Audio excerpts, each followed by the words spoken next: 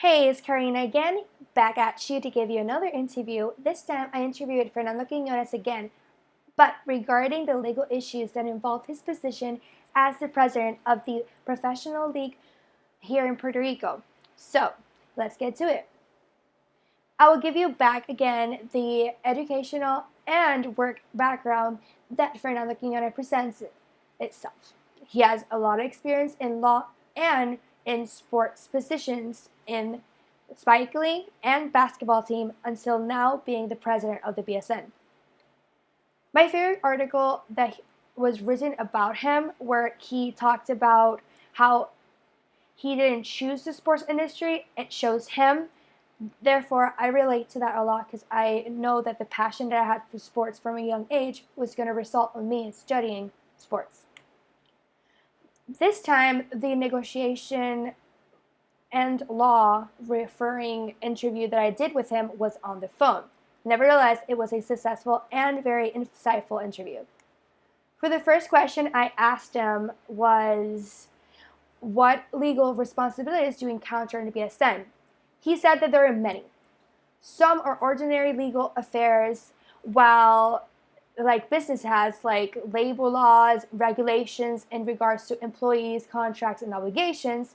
There are also more specific law aspects like branding, imaging rights, broadcasting contracts, and of course, relationship with clubs and players.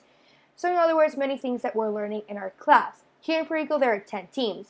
Not like in the US where there's either D League or NBA, which have way more teams and more responsibilities and specs of responsibilities.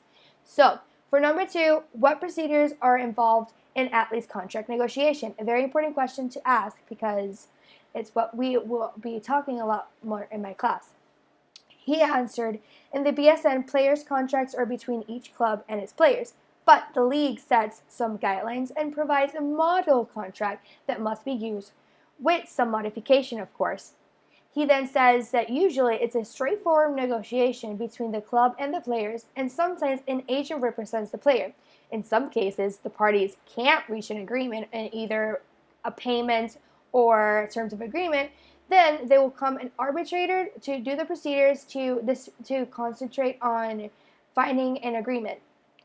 What are common legal needs for the new business startup? This is a very good question to ask because for many people that want to start a business, there are common legals that are involved. He says that the first legal need will be filing and registering the corporation. That will include around copyrights, trademarks, etc. Then the business will need to file a different permit to operate. There's different permits no matter either if it's food related, sports related, etc. Then he continues, there are also the needs for guidelines in hiring employees and contractors and complying with labor laws and regulations, including setting the company's guidelines and policy. Then each business will have different needs for a specific field. Number 4, what areas of liabilities are within your professional field? He then says mostly that related to contracts with employees and contractors and business partners and totes in regards to the events. Last question was, what kind of books or articles do you recommend reading? He said sports law is recently becoming recognized for its own particular field, so there's not many books. In the end, it was a great article and it was that he gave me and great advice, so I hope you can use it too. Thank you for watching.